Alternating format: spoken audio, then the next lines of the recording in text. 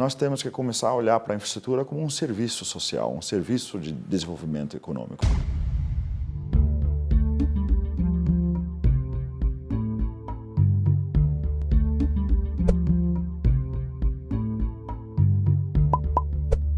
Olá, o Brasil entrevista hoje o líder para a infraestrutura do Banco Mundial no Brasil, Paul Prusey. Bom, infraestrutura é um tema sensível no Brasil. Ao longo das últimas décadas, desde a década de 90, a gente tem investido em torno de 2% do PIB em infraestrutura.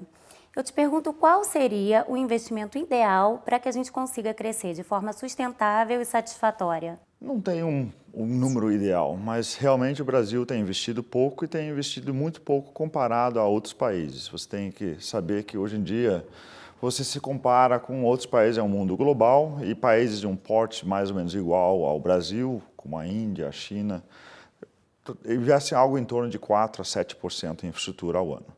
Mas eu acho que o mais importante de você se perguntar é no que nós investimos e qual é a qualidade do investimento que nós fazemos. Então, você investir numa grande infraestrutura que tem um pouco retorno econômico, ou você investir bem em várias infraestruturas para melhorar a qualidade de vida das pessoas, para dar maior produtividade, às vezes é um investimento muito maior, é melhor e maior. Então, na verdade, o Brasil tem muito que investir, mas o mais importante é investir com maior qualidade. Um estudo feito a partir de uma parceria com o Centro de Liderança Pública e a consultoria McKinsey aponta que no Brasil, entre os problemas dos investimentos em infraestrutura, está a falta de planejamento técnico-financeira e escolhas políticas. Os investimentos estão muito ligados a ciclos políticos. No relatório que você fez para o Banco Mundial, em coautoria com outras pessoas, você também cita essa questão. Queria que você falasse um pouco disso e como a gente vai conseguir se livrar disso, sendo que parece um problema tão arraigado à nossa cultura. Eu trabalhei 7 anos na China e trabalhei muito na Ásia e ficou muito claro para mim que a grande diferença entre os países e os países da Europa com o Brasil é realmente esse planejamento estratégico. Quando eu falo com investidores que querem vir para o Brasil para investir aqui, um dos maiores gargalos que eles acham que tem no Brasil é essa previsibilidade de ter um pipeline de projetos, que realmente no Brasil, desde que eu cheguei em 2016, nós saímos de um PAC 2, fomos para o PIL, fomos para o Brasil avançar, Brasil crescer, mas todos esses planos eles têm algo em comum que é simplesmente uma grande lista de projetos que não são baseados necessariamente numa avaliação econômica, social, de mais longo prazo e que você tenha uma certeza que realmente é um planejamento que vem do governo, é um planejamento estratégico do governo. E nessa discussão de planejamento é muito importante que a gente não traz só o setor de infraestrutura, mas também trazemos o setor ambiental, os setores econômicos como a indústria, a agroindústria, trazemos também a sociedade, o meio ambiente, para que todos participem do processo, para que quando há uma decisão de que essa infraestrutura é o mais importante para o Brasil, realmente é um consenso de várias instituições, de várias, vamos dizer, agentes que têm interesse nesse trabalho. Então, realmente, quando você começa a trabalhar de uma forma mais transparente, nesse planejamento estratégico, você cria algo que é compartilhado pela sociedade que tem mais dificuldades de ser modificado por, vamos dizer, interesses políticos. Como é que a gente consegue conquistar isso? A gente tem algumas agências reguladoras que, teoricamente, deveriam fazer esse planejamento de uma forma mais independente. Você vê isso acontecendo no Brasil? Ou você teria alguma outra sugestão para que isso acontecesse de uma forma mais permanente, independentemente dos ciclos políticos? Com certeza. Eu acho que, na verdade, é você reinvestir no próprio Estado, você criar capacidade dentro das instituições existentes, não necessariamente nas agências reguladoras, elas deveriam estar presentes, mas muito mais nos próprios ministérios. No caso dos transportes, você tem a empresa de logística, né, que foi criado para fazer esse planejamento estratégico. Então, a EPL deveria ter essa função de agregar os vários secretarias, os ministérios, numa avaliação do que é a demanda que existe para o transporte de vários modais dentro do Brasil e, em cima disso, fazer um plano que, na verdade, olha para o Brasil de uma forma mais integrada e que você procura, olhando para um problema grande que você já colocou, que é a falta de produtividade, né, que você tem no Brasil, muito decorrente da falta de qualidade da infraestrutura, que você tem um plano que tem como é que se diz, essa integração das diferentes infraestruturas. E, ao mesmo tempo, você bem colocou, quando você fala de agências reguladoras, elas têm que ter um papel muito forte na regulação dessas concessões e ser bem independentes. Existem projetos de lei para realmente criar essas agências reguladoras mais independentes. Também acho que há uma certa possibilidade de consolidação das agências reguladoras, porque hoje, por exemplo, no próprio sistema do setor de transporte, você tem 3 diferentes agências reguladoras, e era muito melhor você integrá-los, porque nós temos que começar a olhar para a infraestrutura como um serviço social, um serviço de desenvolvimento econômico, e muito menos um investimento em infraestrutura. E com isso, na verdade, você tem que otimizar o uso dos diferentes modais, tanto o hidroviário, como o rodoviário, como o ferroviário, para que eles se integrem e você otimize a utilização de cada um deles.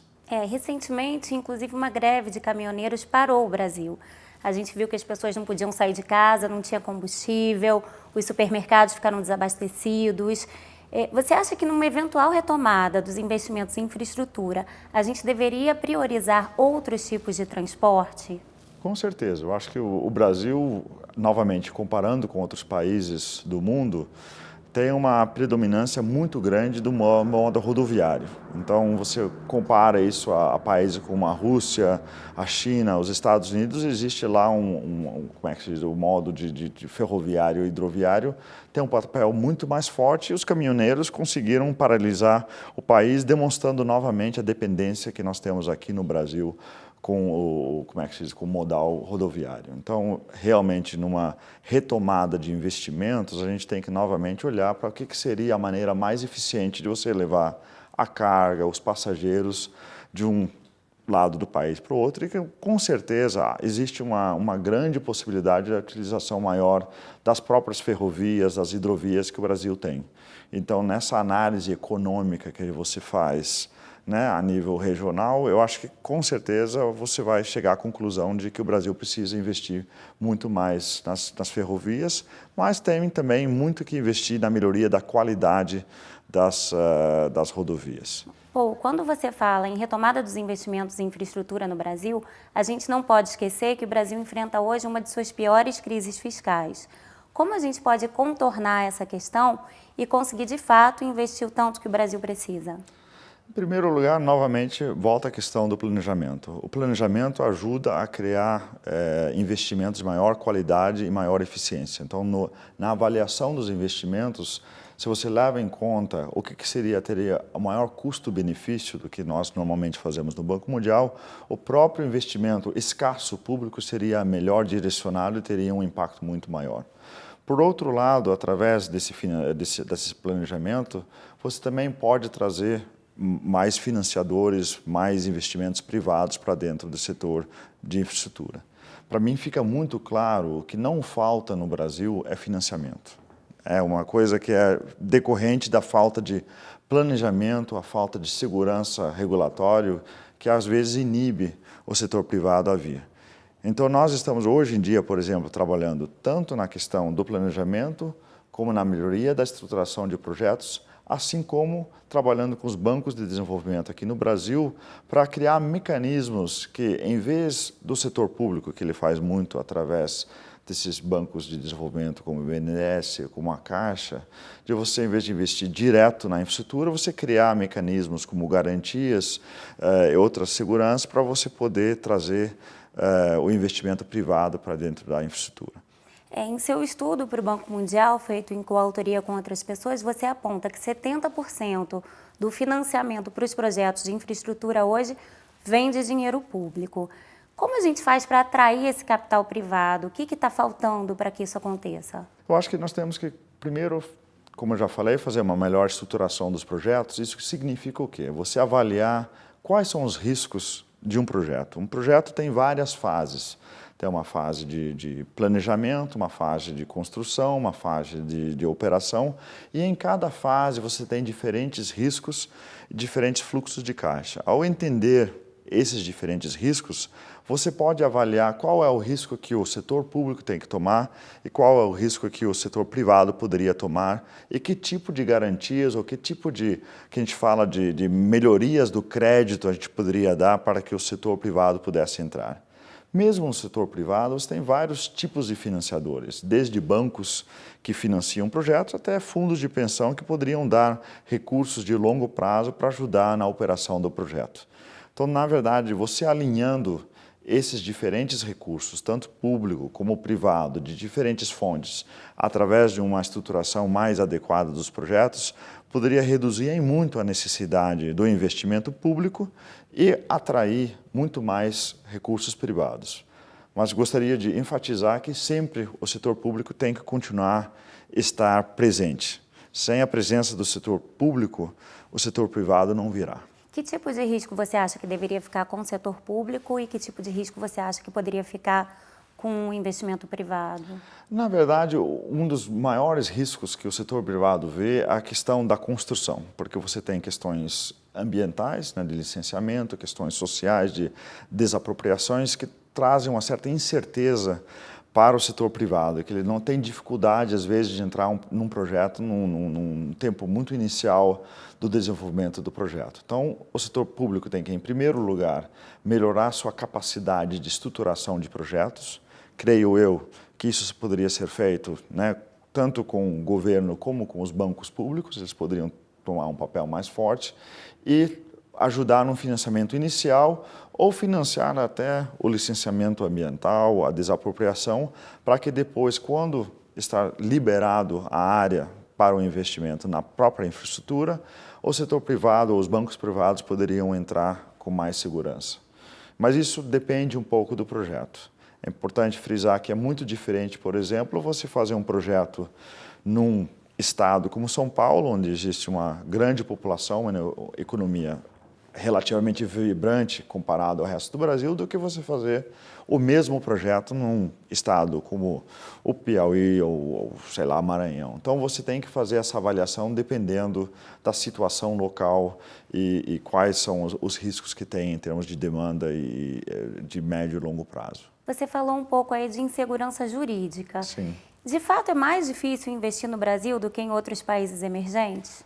Eu não posso dizer que é mais difícil, mas eu acho que o Brasil traz uma incerteza maior em muitos casos, porque você não tem esse pipeline muito grande. O que o Brasil traz é uma economia de escala onde o investidor tem muito interesse.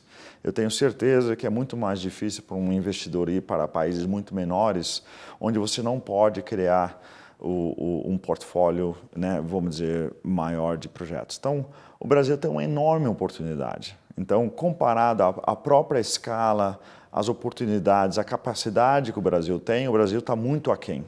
Não vou comparar o Brasil a outros países que são de diferentes dimensões, mas com certeza, países com dimensões similares, eles trazem um certo conforto, uma certa atração para investidores privados, principalmente os grandes investidores, que pequenos países teriam maior dificuldade de poder absorver um investimento grande. Então, o Brasil realmente tem um problema um pouco com a questão regulatória, tem sim, às vezes, sobreposição como é que se diz, de responsabilidades.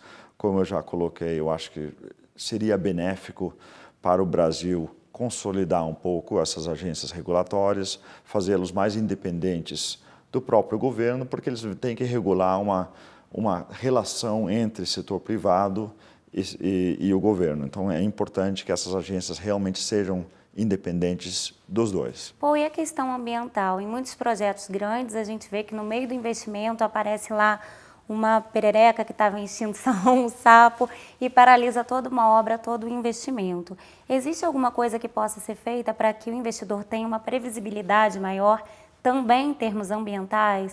Sim, com certeza. Ao nosso ver, o mais importante é você trazer a questão ambiental já no momento inicial do planejamento.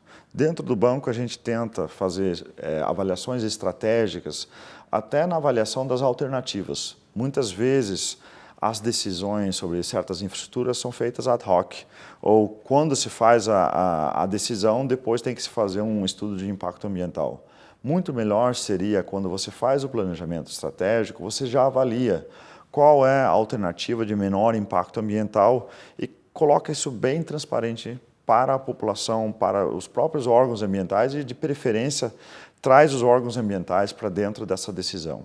Então, na verdade, o Brasil, como todos nós sabemos, eu acho que a questão ambiental faz parte de qualquer investimento. Investidores que vêm de fora também não querem serem vistos, que vão ao Brasil e vão investir num projeto que vai desmatar a Amazônia, vai criar, né, maiores problemas ambientais no Brasil, porque o Brasil é um grande, vamos dizer, país com grandes recursos naturais e investidores de fora sabem disso muito bem.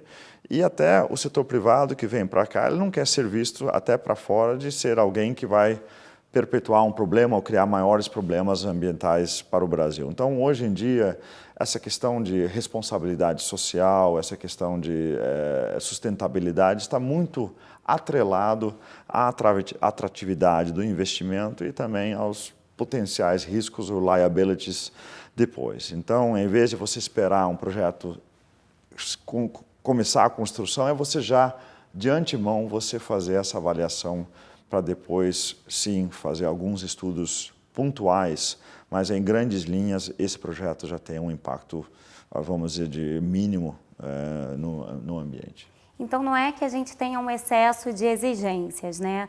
Talvez o que falte seja exatamente esse planejamento maior sobre o que fazer quando você se esbarra com uma situação dessas. Eu com certeza acho que isso. Na verdade, tem algumas simplificações que poderiam ser feitas, não é pelo conteúdo, a gente não pode deixar de ter o licenciamento, que ele é importante, ele teve grandes benefícios para o Brasil, mas é mais em que momento você traz ele para dentro do processo. E quanto antes, melhor. Isso também tem a ver com questões sociais, não é só as questões ambientais, mas essas questões têm que ser consideradas nas alternativas. Não pode ser um projeto que é somente feito com base em vamos dizer, alguns interesses econômicos de você levar um produto de uma parte do Brasil para o outro, em vez de você não considerar os impactos maiores para a economia brasileira. Vamos falar um pouquinho de desigualdade social. Sim. Como você bem falou aí, o Brasil é um país com muitas diferenças e essas diferenças se refletem inclusive na renda média da população, né? No Nordeste, por exemplo, a renda chega a ser 50% inferior à média do Brasil. Eu imagino que a educação seja uma das principais causas, mas se a gente está falando de infraestrutura, investimento em infraestrutura também pode ajudar a reduzir essa desigualdade social que existe no Brasil? Com certeza. Eu acho que, por exemplo, um setor que nós atuamos muito é a área de saneamento. E quem mais impactado pela falta de saneamento, com todos os problemas com as doenças vetoriais, e a gente conhece muito bem recentemente questões de Zika, chikungunya, dengue, tem muito a ver com a falta de saneamento, principalmente em áreas periurbanas e áreas rurais. Então, com certeza, investimentos nesses setores e nessas áreas vão ajudar em muito a melhorar a qualidade de vida das pessoas mais vulneráveis dentro da nossa sociedade. Ao mesmo tempo, nós temos problemas enormes com enchentes que também afetam os mais vulneráveis nas nossas cidades. Então, a gente pode direcionar, sim, investimentos para ajudar a reduzir a pobreza, a melhorar a qualidade de vida das pessoas. E, em geral, eu acho que uma integração maior através do transporte, uma acessibilidade maior das cidades com transportes, né, públicos melhores, pode ajudar em muito a também trazer essas pessoas para dentro da economia brasileira e aumentar a produtividade do Brasil. Inclusive o acesso à educação, né? Com certeza. Hoje existem comunidades que têm que demorar horas e pegar vários tipos de transporte para conseguir Exatamente. frequentar uma escola. E nós temos alguns programas exatamente voltados tanto nas áreas rurais como nas cidades, no transporte escolar, no acesso das crianças à escola. E como você bem colocou, eu acho que é um dos grandes temas, né, de investimento para o Brasil fazer o próximo passo de desenvolvimento e melhorar a produtividade total do Brasil. Aquele mesmo estudo que eu mencionei do CLP e da McKinsey fala que um dos motivos da desigualdade e da diferença de renda entre o Brasil e seus pares se deve à falta de produtividade. Quando você melhora a infraestrutura, você consegue também aumentar a produtividade do Brasil? Com certeza. Na verdade, se você perguntar para os empresários, um dos grandes gargalos, um é a burocracia, eles vão sempre dizer, a outra é a qualidade da infraestrutura. Então, se você pensar, por exemplo, os commodities do Brasil, o preço das commodities ele é definido no mercado mundial. Quando você olha o quanto do custo no Brasil é o transporte, você vê que existe um grande problema com o transporte do Brasil. Se perde muito do que poderia ser como é que se diz, um benefício para o Brasil no gasto do próprio transporte de um produto, né, vamos dizer, da área de produção até a chegada nos portos e para exportação. Por outro lado, nós estamos muito a favor de você não olhar para o transporte como simplesmente uma maneira de você escoar a produção ou você, na verdade, trazer passageiros de um lado para outro. É você realmente pensar em corredores econômicos e nesses corredores econômicos como é que o transporte pode fazer uma indução de desenvolvimento econômico naquela área e também a questão de equidade, como é que nós podemos trazer comunidades muitas vezes mais pobres para dentro desse benefício que um corredor pode trazer, trazê-los um acesso direto aos corredores. Então é um pensamento tanto de produtividade como de igualdade social. E quando você melhora a produtividade, você melhora também a competitividade das empresas, né? Você cria, como é que se diz? Você cria empregos, com empregos você cria serviços, então é uma bola de neve. Mas sem essa produtividade, e o Brasil, na verdade... Uma bola de neve positiva. Positiva, exatamente, muito positiva. Na verdade, uma bola de neve que vai criar um ciclo, vamos dizer, virtuoso, né, de desenvolvimento econômico, que, na verdade, vai criar empregos, vai criar serviços, vai criar uma economia mais vibrante que o Brasil realmente precisa. E o Brasil, na verdade, se você olhar nos últimos 20 anos, eu acho que, com a exceção dos agronegócios, em muitos setores deixou de crescer como deveria um país do porte do Brasil. E quais seriam as prioridades em infraestrutura para o próximo governo? Olha, eu acho que primeiro é fazer uma análise assim crítica da situação da infraestrutura atual. Por um lado, a malha atual rodoviária poderia ter uma qualidade muito maior. A gente nem falou do número de acidentes que nós temos no Brasil, que são assim... É uma guerra que o Brasil tem e muito tem a ver com a falta de qualidade, por um lado, da infraestrutura, por outro lado, a grande número de caminhões de escoamento que acontece pelas rodovias. Então, na verdade, por um lado, eu acho que se pode se melhorar a malha rodoviária, por outro lado, é você buscar essas alternativas, como as ferrovias, as hidrovias.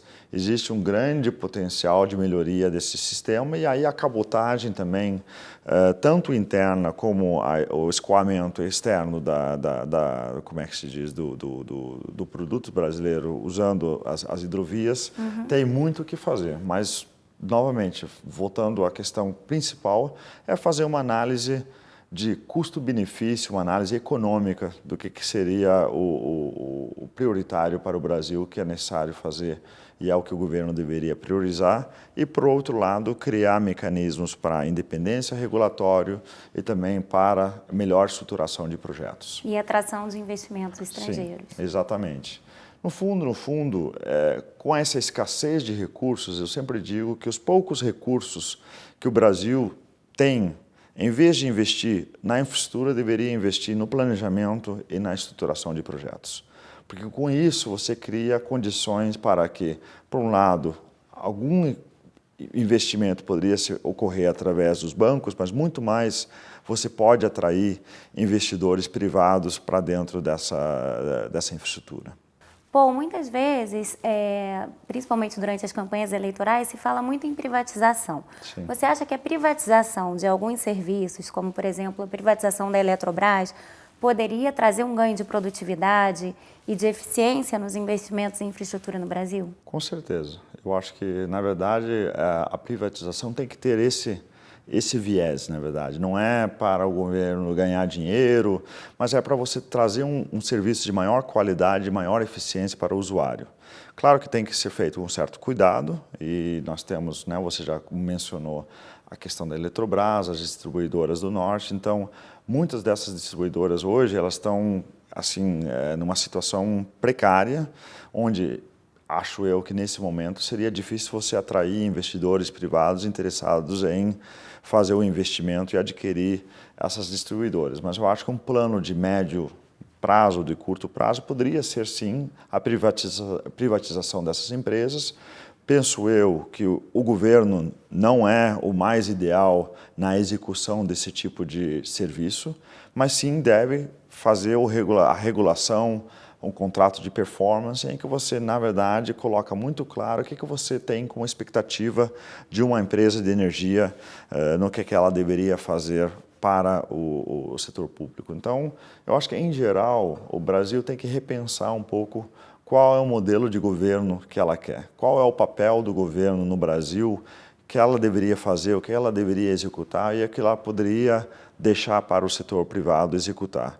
Isso não quer dizer que você está deixando de ter um papel. O teu papel tem que ser fortalecido. Muitas das concessões, muitas das PPPs não deram certo porque os contratos foram mal elaborados. Na verdade, essa questão que a gente já discutiu, como é que os riscos foram, vamos dizer, gerenciados, não foi muito bem colocado. E, na verdade, se criou modelos que não deram muito certo, muito mais pela falta de capacidade do próprio setor público de fazer, como é que se diz, a regulação, a supervisão desses contratos que deram errado. Então, eu acho que nós precisamos, por um lado, conjuntamente com uma privatização, ou vamos dizer, não vou dizer privatização, mas uma participação maior do setor privado nos próprios serviços de infraestrutura, nós temos que muito mais fortalecer o poder público. O que é o nosso papel como poder público? Eu considero o Banco Mundial parte do poder público. É você entender de que forma que nós vamos regular esses contratos, que tipo de cláusulas nós vamos colocar nesses contratos, como é que nós vamos fazer a supervisão desses contratos. E assim, porque no fundo, todos nós, né, os brasileiros pagam por esses serviços. Se não é através da tarifa, que é uma outra questão que tem que ser colocada, que você tem que ter tarifas que pelo menos cubram, né, os investimentos, ou pelo menos a parte operacional desses serviços, mas essas tarifas têm que ser também baseadas como é que se diz, numa avaliação criteriosa do que tipo de qualidade de serviço que nós temos, e você pode criar subsídios cruzados para ajudar as pessoas com menor renda a terem também acesso a esses serviços. Mas é uma situação que as pessoas têm que entender que, no final, elas sempre vão ter que pagar, porque alguém vai ter que pagar. Ou é a pessoa que paga o imposto, ou é a pessoa que paga a tarifa. E é muito melhor você atrelar a tarifa a um serviço e a um contrato do que você deixar isso em branco e acabar criando o que você tem hoje, muita ineficiência no investimento e na operação desses serviços. No seu relatório você fala que algumas das licitações recentes não deram certo porque previa que ganharia quem oferecesse o menor custo para o serviço, né? A melhor tarifa para o usuário. E isso não é o melhor modelo. Na verdade, você tem que ter vários, como é que se diz, vários critérios de avaliação desse tipo de contrato, que não é só uma questão de custos.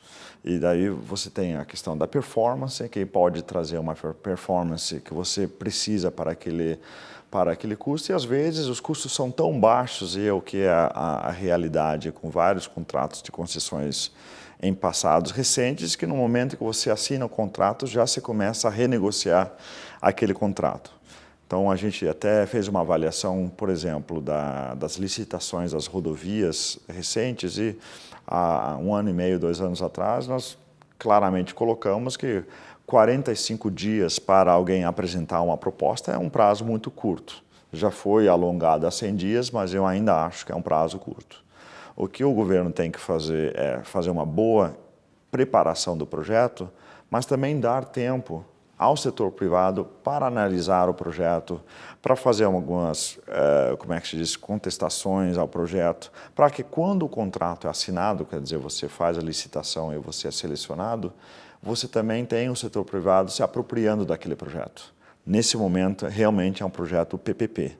Não é um projeto do setor público que está sendo executado pelo setor privado, financiado pelo setor público. Nós temos que mudar um pouco esse modelo e dizer, olha, no momento que nós assinamos esse contrato, você como setor privado, assim como eu como setor público, nós temos responsabilidades. E nós como setor público, nós vamos fazer, como é que se diz, o monitoramento da performance e se algo não der certo, nós vamos fazer também válido as cláusulas. E, por outro lado, é a questão de você trazer mais players. O Brasil realmente ficou muito fechado, com poucos atores, tanto privados, participando dos processos licitatórios. Eu acho que precisamos criar mecanismos de abertura de mercado para que, com a competitividade, com a transparência, a gente também reduz os riscos de certos interesses se prevalecerem nesses contratos. Agora, você disse até que é melhor, de qualquer forma a gente paga no fim das contas, né? Seja por imposto mais alto ou seja por uma tarifa mais alta para determinado serviço. No Brasil, a gente tem subsídio para tudo. Né? A água, então isso às vezes leva para uma cultura de desperdício, tem subsídio para a luz. Você acha que isso é ruim para o brasileiro, culturalmente, essa cultura de dar subsídio, é ruim para que o brasileiro depois possa agora virar a chave e pensar em pagar por um serviço essencial, pagar uma conta maior pela água, pagar uma conta maior de energia elétrica? Eu acho que o subsídio tem que ser uma coisa bem transparente. Não acho que necessariamente é mal. Na verdade, todos os países oferecem certos subsídios para camadas da população que realmente precisem desse subsídio. Mas tem que ser uma coisa muito transparente. Você vê que no Brasil, na verdade, muitos dos subsídios é feito através do crédito, por exemplo, que era dado pelos bancos, né, públicos a empresários, às empresas agronegócios que não necessitavam necessariamente desse subsídio. Então, nós temos que reavaliar um pouco nossas linhas de crédito, nosso financiamento, para realmente direcionar aquele subsídio para quem realmente precisa e fazer o mercado funcionar para quem não precisa, porque isso melhora muito a eficiência do investimento, a eficiência do crédito. Pessoas só vão pegar um crédito realmente se tem um retorno financeiro maior. Então você cria uma certa, como é que se diz, melhoria na eficiência e, por outro lado, com isso você traz oportunidades para o setor privado, financiadores privados participarem do processo. E isso foi um pouco o que aconteceu no passado recente, que o dinheiro oferecido, subsidiado, que você menciona, era tão barato que o setor privado não conseguia concorrer com isso. Mas isso teve um custo muito alto para o Brasil e é um custo que o Brasil não pode continuar a ter. Então, na verdade, é você balancear o subsídio onde ele é realmente necessário e criar maior transparência para que todos saibam quais são como é que se diz, as prerrogativas para esse subsídio ser dado para certos grupos ou para certos temas, como as questões ambientais, câmbio climático, desmatamento. Tem certos temas que são bens públicos, que são de interesse social, que você pode sim dar um subsídio. Ou até mesmo na tarifa, né? Com certeza. Dependendo do perfil do consumidor. Não, com certeza. Aí uma tarifa diferenciada é muito comum em qualquer país do mundo, mas aí você veda, né, a tarifa para dentro daquele setor. Então, dentro do setor de água, né, na área de água e saneamento, você poderia ter uma tarifa em que há um subsídio cruzado entre, por exemplo, pessoas e usuários que têm poder maior de pagar um pouco mais, enquanto você subsidia pessoas que têm algum recurso, né, não têm esses recursos. Porque no final, para toda a sociedade é melhor. Eu quero água limpa. para os meus filhos e para os meus netos. Se eu pagar um pouco a mais, eu não teria problema, sabendo que o vizinho ou a comunidade que não tem essas condições também trate da sua água e também tem vai ter o mesmo serviço que eu tenho. Então, é um benefício para toda a população e para o país como um todo. Obrigada. Nada, prazer.